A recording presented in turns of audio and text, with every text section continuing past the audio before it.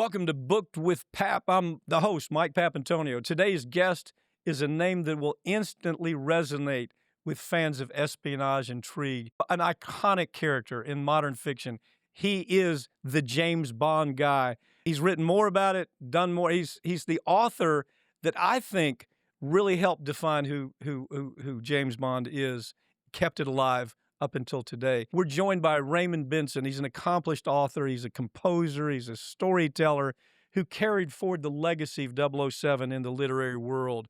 As the official James Bond continuation novelist during the late 1990s and early 2000s, Benson brought his own voice and his own modern sensibility to a character created by Ian Fleming while staying true to the essence of the world's most famous spy. Today, we'll talk about stepping into such an iconic role, what it means to write for a character as enduring as James Bond, and how Raymond Benson has shaped and been shaped by the world of storytelling. He's one of the best in the business, ladies and gentlemen. His latest book, you're going to love it. We're going to be talking about it, Hook in the Eye, and you're going to understand what it is that makes Raymond Benson such an icon in the area of authorship. He's a Renaissance man in every way. Let's get to it. Raymond Benson, welcome to the show. Raymond, after hearing that intro, you can understand why I was so interested in interviewing you.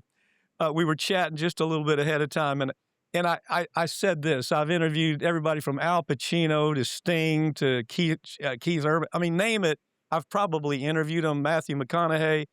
And I always am fascinated because I'll start off thinking one way. I said, this is the way I visualize this person.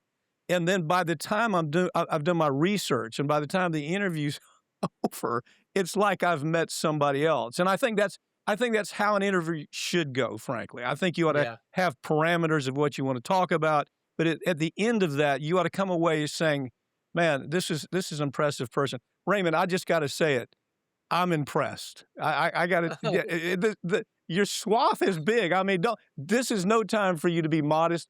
That's one thing I want to add right up front. Your humility doesn't fit this picture because I know you're humble and I know about your humility. But when I look at this picture, I go, my gosh, this is remarkable. Look, let's start off just generally.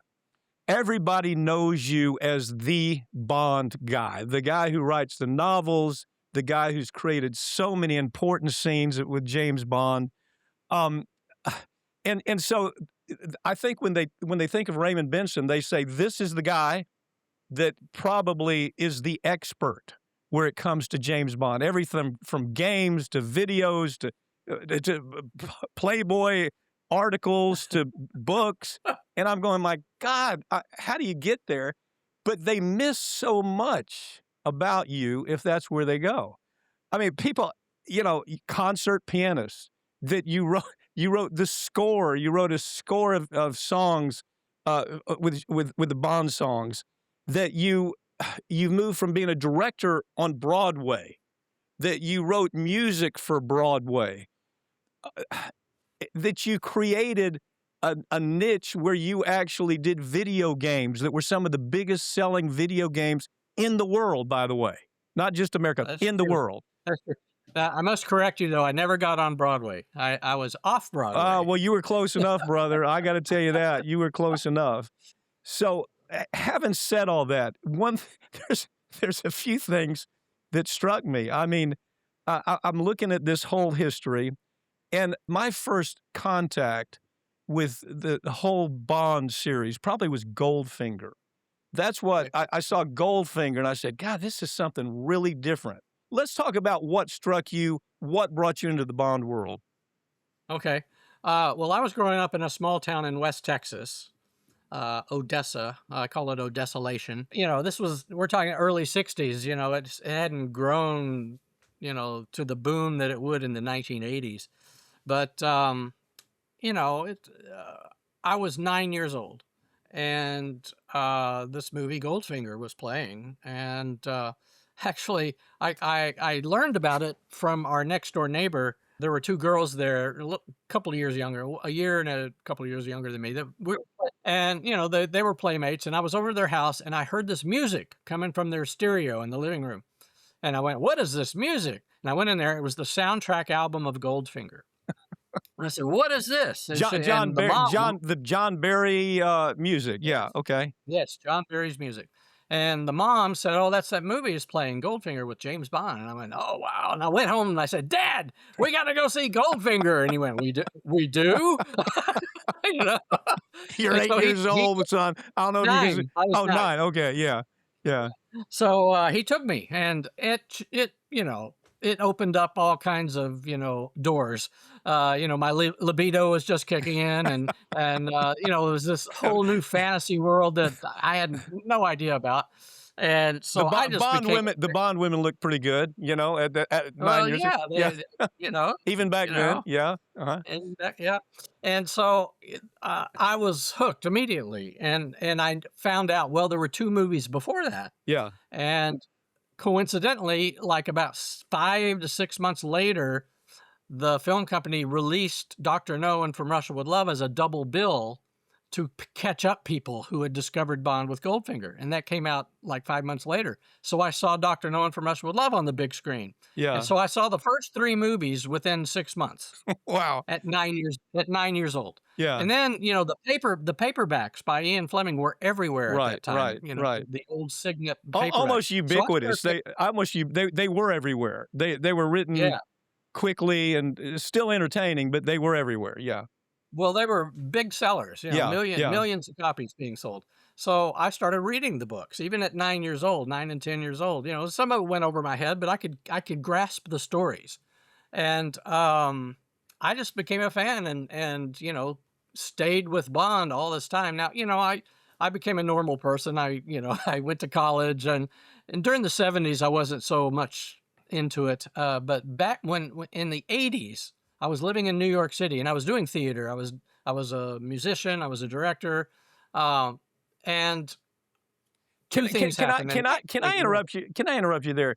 You say Yeah, you're a musician, just so the viewers can know, you weren't just a run-of-the-mill musician. You are a incredible pro. Matter of fact, they can go to video they can watch you on YouTube now. that's You right. I have a produce YouTube and channel. I Yeah, watch it and I go, "My God, you had that option too." So, yes, I did. rather than buying that option, what happened? What happened? Well, I studied theater in college, and so I wanted to be a director, but I was doing music sort of as a sidetrack, and people would get me to do music for their theater shows. And I collaborated with several playwrights who had written, musicals that needed music, and I did one. There was one musical that I wrote with a guy named Frank Galliano, and that musical occupied 7 years of my life. Mm, Um, as we did 6 productions across the country, mm, including 3 in New York. That was the off-Broadway one I mentioned. That was in 1980. It was called The Resurrection of Jackie Kramer. mm. But anyway, so I was doing professional music for theater and other things, and I was directing plays, and I'd moved to New York to do that very Yeah. thing, was theater and music. And in the early '80s, in 1981, 2 things happened. John Gardner was hired by Yes. the Ian Yes. Fleming family to write Bond novels, and it Right. had been a long time since there'd been a book, and his first one came out in 1981. But So I read can that, I and ask you something? John Garner was British though, correct? I mean, yes, that's you were the correct. first American to say, "Let me take this whole British Bond thing on," and I wanna talk about it in Yeah, just a minute, but go ahead. Go ahead. yeah. So, John Garner's first book came out, and also the movie For Your Eyes Only came out that year, which was a Roger Moore one, but it was less silly than the the previous Roger Moore ones. It kind of brought Bond back to earth, and I recognized Ian Fleming material in it, and it got me excited again. Can I ask you And something before you go on from Roger Moore? My reaction to Roger Moore, I mean, it was entertaining, but it was kinda over yeah, the top comical, and it got away yes, from the yes, idea, what is it you liked about Bond? I mean, the Bond you created and the Bond that you kept alive was that Bond who's resourceful, had some gadgets, yes, but it was never over the top. It was never the Roger Moore where you go and I look, not to say I didn't watch those movies, they were great, but I wonder if you had the same reaction I did, that there was a change well, that took place. I grew up with Connery, and Connery was a very different Bond Mhm. than Roger Moore. And I also grew up with the books, the Yeah. Fleming books. The literary Bond is very different from the film Bond. The literary Bond is much more serious. He doesn't have really a sense of humor. He's very cold. He's kind of a brooder. He's a Yeah. killer. I mean, Yeah. and I think the Daniel Craig version kind of captures that literary Bond as well as the Timothy Dalton Bond. Right. Was probably I thought that was the most accurate to the literary Bond was Timothy Uh-huh. Dalton. Uh-huh. Uh-huh. But anyway, Can I ask at you that this? time in the The Roger Moore Bond is not your Bond. It's not what you write. It no, wasn't what you not created. It was, not at all. it was realism. I mean, as much as you can be realistic about a storyline like Bond, Well, you're I was taking the literary character. right, right. I didn't work for the film company. I worked for the Ian Fleming family. So I was producing books. I was producing new novels Uh-huh. with Bond. That started happening in the 90s. But let me back up to the 80s because I wrote this book called The James Bond Bedside Companion. I know. And Yeah. that was published in 1984. It took me 3 years. I went to England and I did research. I met members of Ian Fleming's family and his friends and colleagues. They were all still alive then. And when the book came out, that kind of established me as this sort of, like you said, a Bond expert, whatever that is. And I started appearing at like Bond fan club conventions and things like that, and writing fan articles for the magazines. Like there was a fan club in America, the James Bond 007 fan club, and they produced a magazine called Bondage. Yeah. Yeah. Weird name, but yeah. Yeah. You So I know, would write for that and everything. I And don't then use the term Bond expert lightly. I think if somebody Googled Bond expert, your name's going to come up because you've done every iteration of Bond. And to some degree, I got to tell you this, and I think the Roger Moore pivot is important because had they stayed on that same line, I don't think it would have. I don't think Bond would have yeah, recovered. the 1970s, it was a different animal. You know, they'd gone through the 60s and they were action thrillers, right? Mhm. And then once the 70s rolled around, you know, with Watergate and things like that, the notion of secret cool spies was Yeah. kind of out the window. Yeah. Yeah. So they kind of made fun of it. You know, it was kind of a self-parody when Roger Uh-huh. Moore got into it. Uh-huh. They Uh-huh. became action comedies. Very well put. And Yeah. that lasted for about, 15 years. And then they decided in the mid 80s, the film people, let's get back down to earth. And that's when they cast Timothy Dalton. And his two movies are much more serious, Was kind of like the early. I remember reading it was about 1994, 1995. John Gardner, who's huge, gives you a call, says, I think I'm gonna No, it retire. wasn't. Okay, No, it wasn't John Gardner. help me with it. Help me with it. What Okay. happened? It was the chairman of what was then called Glidrose Publications, which is now Ian Fleming Publications. His name was Peter Jansen Smith. Peter was Ian Fleming's literary agent back in the day, in the 50s and 60s, and he was in charge of the literary company. He was the one that would pick the writers to write new books. And when I met him when I was researching The Bedside Companion in the 80s, and he liked the book when it came out, and we stayed in touch. And the rest of the 80s and early 90s, I was writing computer games. Yeah, I want to get to And hold that over here because I think it's so yeah, interesting. Yeah, that's another side career. right. But in 1995, in November, the first week in November 95, I get a call from Peter Jansen Smith in England, and he says, Raymond, John Gardner wants to retire from writing the Bond books, and we wanted to know if you'd like to give it a shot. Yeah. Okay. So at that point, Just like that. yeah, yeah. Okay. So at that point, my memory, and a lot of this is memory because I've been reading about you the last few days. At that point, I don't think you'd written anything that had been published. Maybe you had written No novels. no novel. I'd written nonfiction. I'd written nonfiction. Right.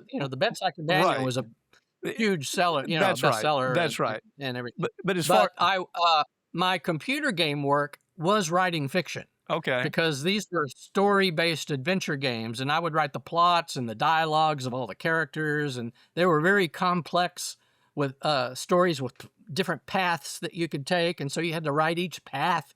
I mean, a script for one of these things was like a New York phone book, Yeah, yeah, huge, yeah. hundreds of pages. Right. So I cut my teeth writing fiction doing computer games. So, And so so, if we back up on that, Raymond, okay, so you get the call, Fleming family, Fleming whatever incorporated, they're betting on you big time, man. I mean, because you have yeah, it was you got risk. you got John Garner coming out of the business. He's the go-to guy on Bond. All of a sudden, you got some cat that's written very important. Now, don't the compendium that you wrote was extremely important, no question. That had to get their attention. But if they're really paying attention, you had not written any fiction novels at that point. Is that correct? That's right. So Well, I had written a mystery novel in the late 80s. It was my first novel, and I showed it to Peter Jansen Smith. I said, "What do you think of this?" And he was, complimentary. He said, "Yeah, but I don't think it's, it's the proverbial first novel that you throw in a drawer and never take it out again." yeah, You know, but what he saw was that I could start a novel and finish it. it. That's pretty important. Okay, so your first the first novel, wonderful, 0 minus 10. I mean, let's start from that perspective.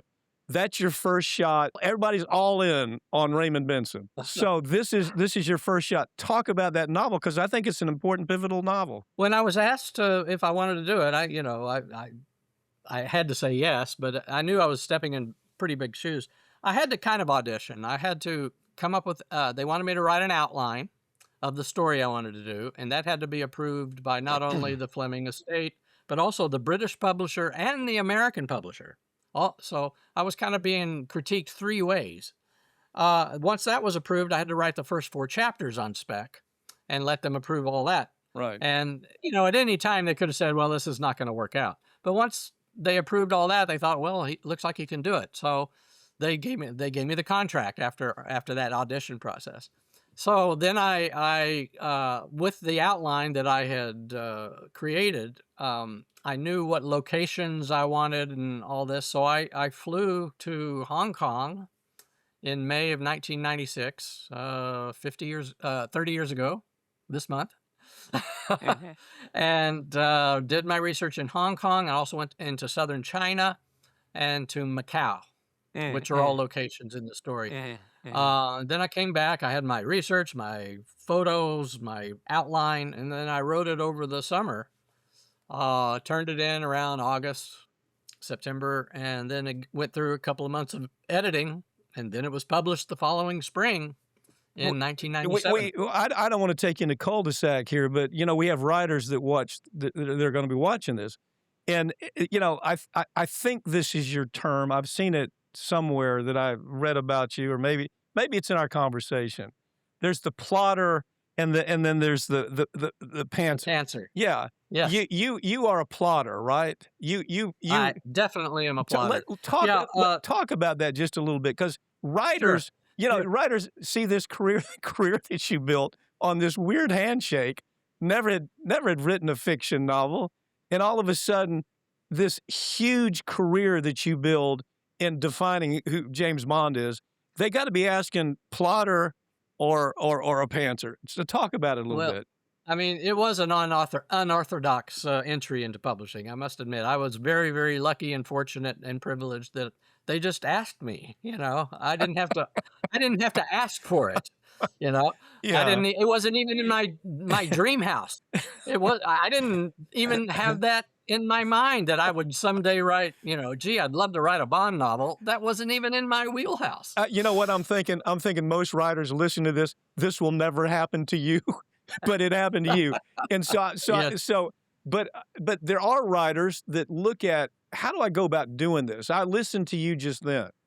You had an outline. You did research on the road. You stayed at the bars. You went to the hotels. You saw all the Bond trappings before you even took a shot at it. So what is the difference between, let's say, a plotter and a pantser? Okay. I would call James Lee Burke, for example, somebody who just starts writing. He said, I'm going to write, and it just goes. Right. Right. So in our field, usually in the mystery and thriller field, people are referred to as plotters or pantsers. That is, they write by the seat of their pants. Plotters are like me, or they plan out everything first. You do an outline or a prose treatment, or you kind of want to know how it's going to end. What are all the little twists and turns? You kind of do a 3-act structure. You kind of plot it out in a minuscule way, and that's where you really agonize over it, Hmm. because it's easier to throw out a little paragraph that represents a chapter than the entire chapter if you've written it. Yeah, yeah. If you make if you're going the wrong direction or something like that. But anyway, I was required to do this outline by the Okay. Fleming people. They wanted to see what I wanted to do, so that kind of trained me to do it. And now I do that for every novel I write. I do an outline first. Now, pantsers, they just sit down and they have an idea and they just start writing. Stephen King is a famous Yeah, pantser. that's right. Stephen King does So does. I admire pantsers. I think that's incredible. I don't think I could do it that way. Mm. But other, you know, Well, Jeffrey Deaver's a great plotter. yeah, yeah. Well, everybody has their own style, and hey, hey, you know what? Keep doing what you're doing. It's working. so, so, so don't change a thing. Listen, I could talk about Bond a long time because honestly, if somebody looks, who is the Bond expert? It's you. How many novels? How many Bond novels did you turn out? Well, I did 6 original ones that were Yes, totally my right, invention, and then I did 3, what we call novelizations of movies. right. The Pierce Brosnan movies, Yes. they gave me the screenplay that was an original screenplay that they produced, and then I turned the screenplay into a novel, and Mm. it was published along with the release of the movie as a tie-in. So 9 books altogether, plus 3 short stories, 2 of which were in Playboy magazine and Yeah. 1 in TV Guide. And that lasted from the late '90s into the early 2000s, and then what the Fleming estate does is they keep a writer for a certain amount of time, and then they go on and get a different writer. So that's Mm. what happened. My contract was up. Mm. They were happy, but they wanted to move on and do some other things. And it was about 6 years later. Then they hired the next writer. Right. Well, that's a And natural when you have a serial. I mean, you got a series like that's a natural evolution. I mean, you saw that yeah, with Star Wars. You saw it with Star Trek. That's kind of a natural. That it takes that evolution. Has to, doesn't it? yeah, Because you yeah, you you yeah. you get something so fixed in your head. The good news is the novels that you wrote were spectacular. The good news is that you returned James Bond to James Bond. And I'm wondering Well, how did the British you got an American, you got American language, you got British language, bloody or what, you got that difference. How did the how well, did yeah. how did they I accept had you? to learn. I had to learn how to write British. I had to turn in a manuscript as if I was a British person. So the first manuscript, or maybe the first couple, there was some vetting that they had to make sure some Americanisms didn't slip in and things like that. But I got better at it. By the time I wrote the third one, I was British. Yeah, you know, yeah. I, Well, I and I went over to England a lot during that time period. I was in England, 4 times a year. So I was really getting it soaked in. Um, but they and yeah, I accepted they wrote the they first accepted you. You didn't have the British audience saying, "Ah, this is American writing." I mean, there was none of that, Well, was there?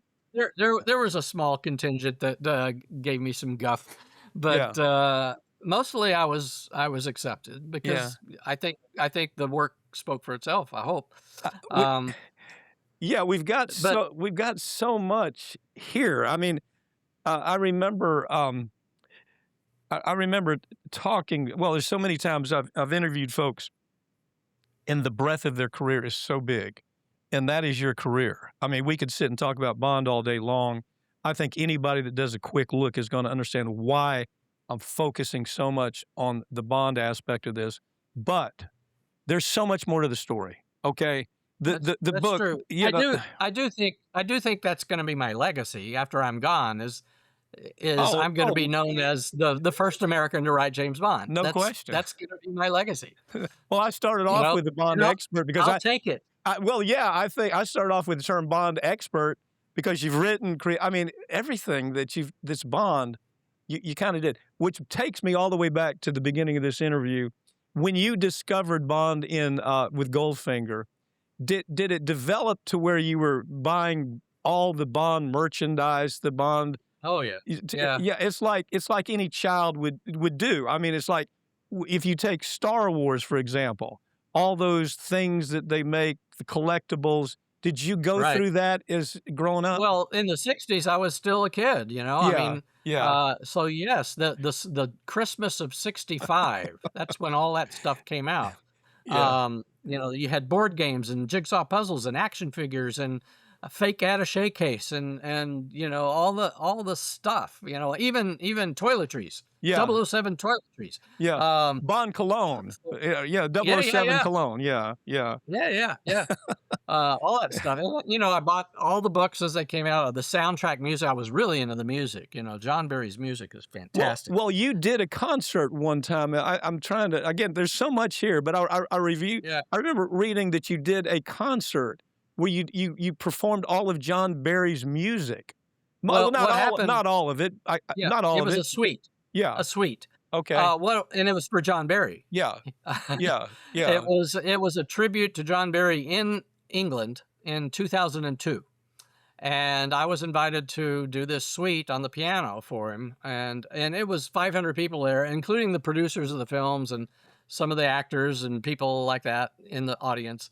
And I'd never been so nervous in my Yeah. life. Yeah. But I'm I put together I'm a this. musician myself, and no matter Yeah, how much you practice, when you're playing for the guy who wrote the music, and he's sitting yeah, there listening to you, you're going, I got to get this right? I But know. it went well And from. there was a dinner before that, and I'm sitting there trying to eat, and I'm going, I can't eat, you know, but you know, it was a 12-minute suite Yeah, of his music yeah. from the Bond films, and And I it's not got through it. it's not easy And stuff, is it? I mean, no, it's it's not. not intuitive kind of music. A lot of times It's you say, not. well, I'm going to play 1-4-5, and okay, blues, and that's intuitive. Yeah, John Barry's yeah. not intuitive at all. So No, no, no, no. But I have when it got. was done, Go when ahead. it was done, he got up on stage and gave me a hug. Ah, So hopefully, that's one of my hopefully, greatest Bond memories. hopefully, there's film of that because that's something you want to watch all of your life. I got a couple of somebody took a couple of snapshots from the Yeah, audience. yeah. Well, good.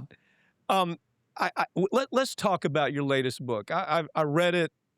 I loved it, just like everybody else. The reviews on it, the same thing. I had the same reaction. The hook in the eye, to me, I kind of felt like I was waiting for a line like, here's looking at you, kid, with that whole noir, that film noir feel about it. It just drug you into that. And as I was reading it, was it 52, 53, somewhere Yeah, in that? 1952. That's Takes place in 1952. that's the time period. And I was Yeah. thinking how difficult that is for a writer to capture that, to really get it right. And of course, knowing you and as you've already explained, your intensity where it comes to research, I was drawn right into. I felt like I was I felt like it was 1952, 1953, at least what I would have thought. I wasn't. I was just born around that area, but it's exactly what I've thought. It was a nostalgic trip to me.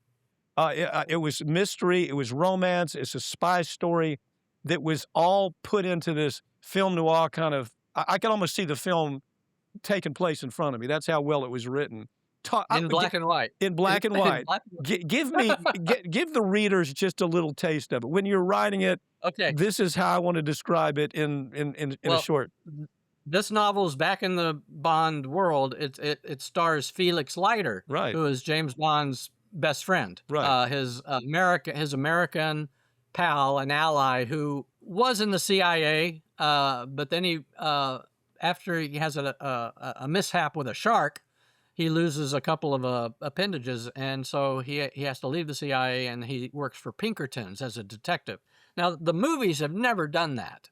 They've never shown Felix Leiter as anything but a CIA agent, and he's always been whole. Peculiar, by the way. If you think about the Yeah. Leitner character, he's nothing like the Leitner character that you have. I love this character because it's a serious character. Leitner he's in the based film, you don't know where he's going to come from. I mean, he's like a Well, sidekick. He's like a they sidekick. had 8 they had 8 different actors playing Felix Leiter over the Okay. years. Okay. So he was never consistent.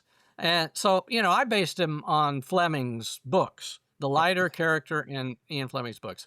And he's a very, jovial, you know, wry sense of humor. He's the kind of guy that would come up behind Bond and stick his, prosthesis, his hook, in Bond's back and go, "Stick him up, buddy." you know. Well, well, but I think to me, you got Felix in the Felix that I think makes more sense.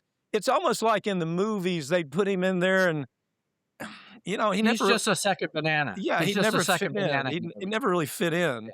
And so Yeah. I guess at some point you did what had to bother you all these years. And that is, let me put him in a real light where I can tell his story. And That's what. I'm curious, had you ever invented, I keep coming back to, the way it felt like old black and white film to me. Had you ever created a detective scene like that? I mean, as I look at, like Black Stiletto, that's a different scene. I mean, there you've got a Well, not necessarily. She was kind of a detective. She was kind of a vigilante. yeah, she was But she would vigilante, solve right? crimes. But I've done other mystery novels and a couple of detective books, the Spike Barringer ones and things like that, Right. that are kind of in that vein. I mean, I have written sort of noir books before, but this one was all in for that period, and I had been out of the Bond thing. I mean, they'd still exploited my Bond novels over the years, but I pitched him the idea to do a Felix Leiter novel because they had started in the past few years. The Flemings have started doing spin-offs.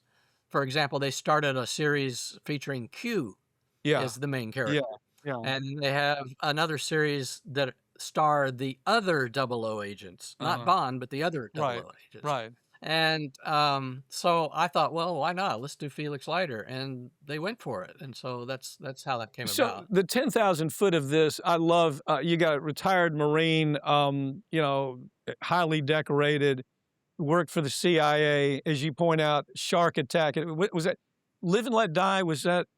Yeah. In the novel, in the novel, Live and Let Die, which was the second novel. So Felix was only in the CIA for the first and second Okay, novels. I got you. Okay, so they take him out. The shark takes off his arm, leg.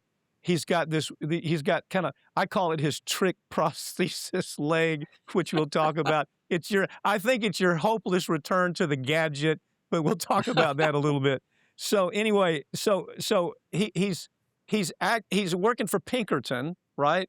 The CIA said we can't have a one-armed guy in this business, so we're going to put you with Pinkerton.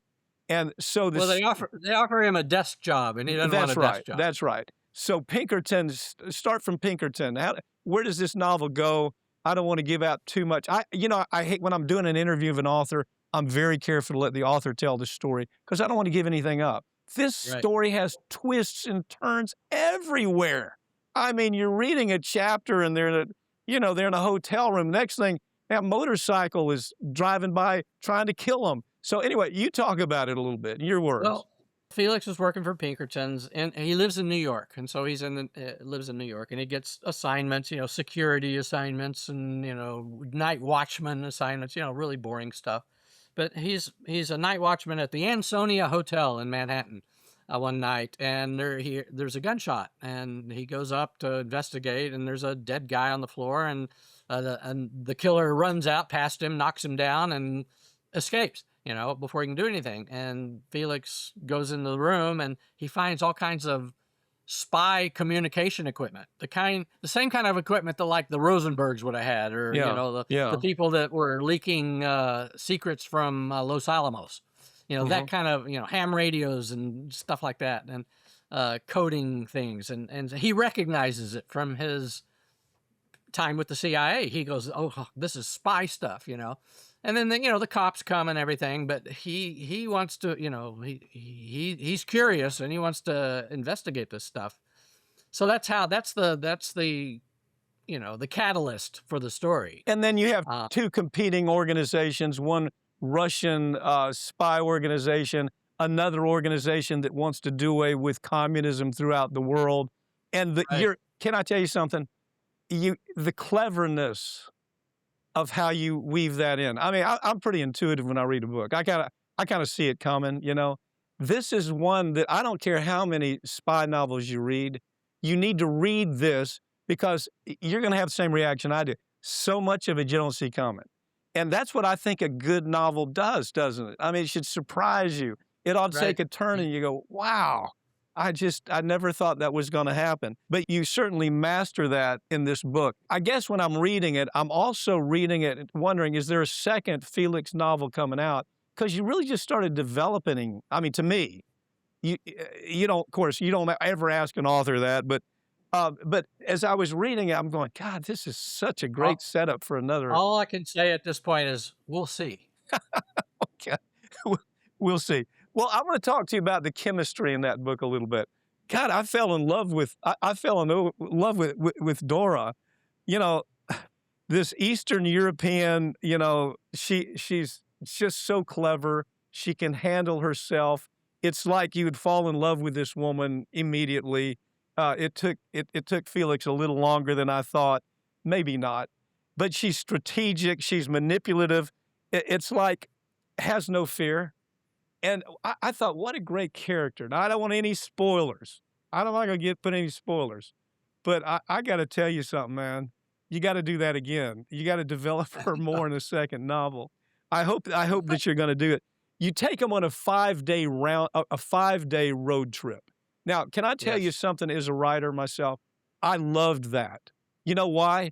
Because they're in a car together. They're being pursued by bad people. We don't know who the bad people are. They're trying to fight for their lives. Every day they check in the hotel. They don't know if a bomb's going to go off. But what you do there, you use it as a vehicle for character development. I thought it was so Yes. clever. Now, I don't know whether you did Yes. that on Because purpose. they're trapped in a car together for hours. Yeah. So what are they gonna do? They gotta talk.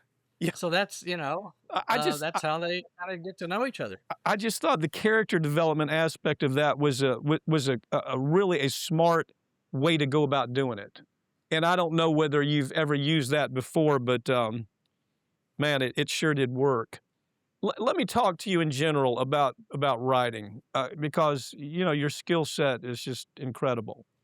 And I'm wondering, writers always wonder. Uh, excuse me. People who watch writers always wonder. That's really where I want to go because I have people asking me all the time this, that. The question is, do you start from inspiration or is it just hard work? And I say the hard work will inspire you, and the inspiration will make you work hard. you know, that's the Well, con. uh, that's true. I think that is true. I mean, coming up with the initial idea is, I used to be able to do that pretty quickly, but as I've gotten older, I'm slowing down. It's taking me a lot longer now to come up with an idea that is so strong that I want to live with it for a year. Uh-huh. So coming up with the story is I have to be inspired with a nugget of something that's kind of like the back of a book, the paragraph that tells you what the book is about. Right. If I can come up with that goes, oh, that sounds like a book I would pick up and read, then that gets me going. And then I might do a little research on what I'm looking into. Like, for example, for the Hook in the Eye, I did some research on organizations that were anti-communist before World War II. And I found the Prometheists. Yeah. That was a real organization. Right. Right. And I read about them and studied what they were and everything. And I used them as I used them in fiction, but they were perfect for what I needed. And then the Russian organization was SMERSH from the Fleming books. That was the Right. organization Bond was fighting in the early books. Right. So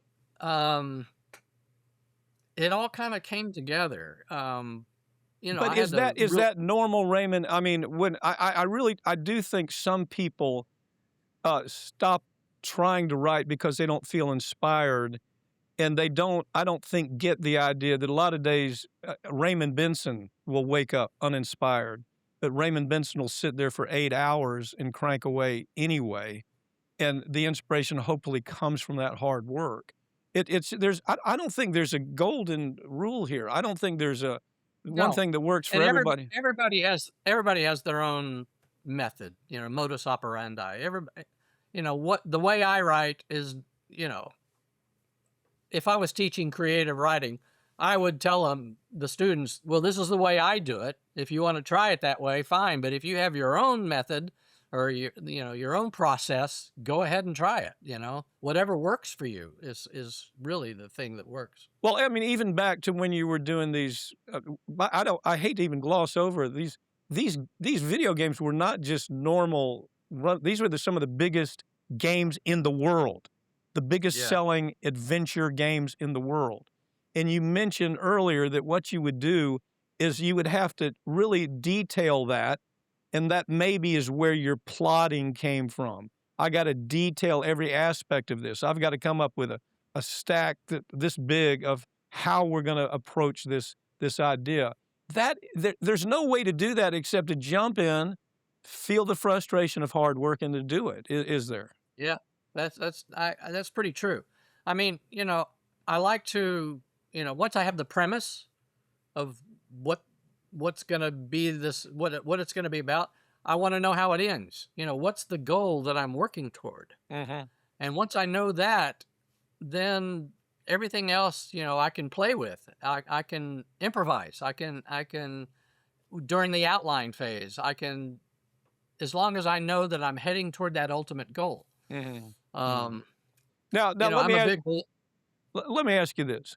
Your story, all the hard work that you did, coming up with who James Bond is and steeped in James Bond, that paid off for you in a weird way. It paid off in a phone call.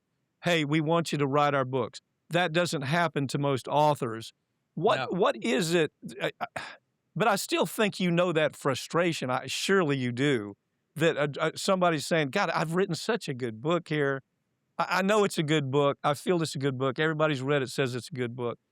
I can't help but think you have a book somewhere that you wrote, and well, you did tell us. You said you started off with a book. That first book that you ran by the Fleming people, say, what do you think? Yeah. Okay. You put it in a drawer. That frustration somewhat, right? Oh yeah. No, I've written 40 books, and there's at least 2 or 3 that's never been published. That just finally just went, I guess they weren't that good. But I have other, I have what I call Raymond Benson books that are just standalone personal mysteries or thrillers that have nothing to do with Bond or anything. Right, of course, they're original. They're original stories. Yeah. And they got great reviews. But they weren't massive bestsellers or anything. That just, I put them out there, and it pleased you to do it. It was fun to do. Yeah. Now I'm wondering the release on your last book on Leiter. Did you do an ebook release on that, or how did you go about putting that out there? Well, see, the Fleming estate became their own publishers in the last 2 years or so, 2 or 3 years. They invented an imprint called Ian Fleming Publications, and this was going to be one of their first books. But they're in England, so it was published in England. The ebook was published everywhere. They started it off with the ebook, and the ebook was published here as well as everywhere. But the print book, which came out last October, it was only published in England. So if you want the print book, you have to order it from Ian Fleming Publications through their website. Okay. Yeah. Well, sometimes the whole ebook thing is not as smooth as you might think. It seems easy. You give them the product, it's going to go out through the e-system. I don't know that it always, based on some stories I've heard, I think it's a good idea, don't get me wrong, but I don't know that it works for everybody. You did something on this that I thought was brilliant. and I don't know whether you liked it or not, whether it worked out for you or not. But when I was doing my Raymond Benson due diligence, I saw videos where you would take the chapter of this book, and it would have a video presentation. I thought it was brilliant. Did that? Of me talking about that episode or something. Yeah. Yeah, Tell me how that worked the for you. What do you yeah, think? Ian Fleming. So the original idea for the ebook was that it was going to be done as a serial, and people would buy the book, and then they would on their Kindle or device or whatever would every week a new episode would drop, Mm. and they would get kind of like like an old 50s serial. Yeah, That was kind of the idea. But and then I had recorded episodes like you're talking about to talk about each episode that would drop. And I had done all those, done all the preparation, and then they released the first episode. Then when it was time for the second episode to come out, it didn't work Okay. technically. But you have to admit, it was a brilliant idea. I mean, yeah. I No, it was a wouldn't great abandon idea. it. I would not abandon it. I think it's a brilliant idea, and I think Well, it didn't work, and there were many frustrated readers. yeah, So they just released the whole book. yeah. They just went, all right, we're not going to do it. Here's the whole book. So that's what happened. And Well, then if you think about kind of what you did with, I mean, Playboy magazine, right? I mean, you started off with an ongoing story series with them. I mean, and people would pick well, up. what they did was they published excerpts from my Bond novels, Right. but I also did 2 original short stories for them for Okay. Playboy. Yeah, Okay. yeah. Because Hugh Hefner was a big Bond fan, and I knew that, and so I appealed to his his love of Bond. Did he to call get you? Did he call you, or you call him? I had sent him in the 1980s. I sent him my bedside companion book. Okay. And he wrote me back and said, "I love this. This is great." If he even extended an invitation if I'm ever in LA. You can come to the mansion. See a Didn't they used to show movies they used to show movies yeah. at the mansion. It was like Yeah, they so would invite celebrities there and say, "Come by." I went many times. So yeah, I first went in the early 90s was the first time I ever got to go. Yeah. And that was before I was the writer. But when I became the writer of the Bond books, I just, sent him a fax and said, "Hey, guess what I'm doing? You want a short story?" Look, I'm going to close with I can't not talk about Black Stiletto. I just love the idea. Just generally what you had is the story's told by this woman's son, I think, is he's reviewing diaries of his mother. Yeah. His mother's kept a history of what she's done, and she's this incredible vigilante. It's not superhero, No. because it's real grit. It's real grit and determination. That's what drives her. Grit and determination and resourcefulness. And all of a sudden, the son starts saying, "Mom, Mom, really? This happened?" It's a wonderful story that people should read. I just think it's just a fun. It also deals with Alzheimer's. Yes, There's that's a big right. Alzheimer's component. That's right. To the story. It's a 5-book serial. It's my magnum opus, I feel. I I love really it. Yeah, I love it. It came out in 2011 through 2014, 5 books. And it's about a woman in the late 1950s who is in New York. She puts on a costume and a mask and fights, social injustice. And she's active for about 5 years and then mysteriously disappears. And we cut to the present day. There's a grown man in the Chicago area taking care of his mother who has Alzheimer's. And he discovers she was the famous Black Stiletto that nobody knew who she was. And so the story through 5 books goes back and forth in time, telling her story in the past and his story, It's their brilliant. story. Raymond, it's brilliant. It's present. brilliant. It's absolutely brilliant.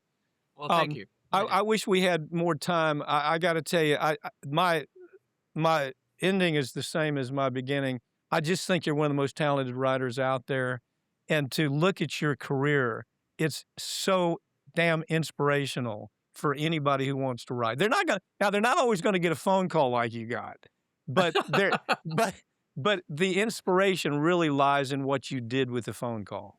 Anybody could have gotten a phone call, but what you built around that phone call is extraordinary. Raymond Benson, thank you for joining me, okay? a novel that blends historical intrigue with kind of tension and storytelling that he's so well known for, and for continuing the legacy of James Bond, crafting original stories that explore new corners of suspense and adventure. Benson's career is a reminder of how timeless great storytelling can be and how it continues to evolve. The Hook and the Eye is available now. And as always, if you like what we're doing here, make sure you subscribe, leave us a review, and share the show with someone who loves a great book and tough conversation. I'm Mike Papantonio. We'll see you next time.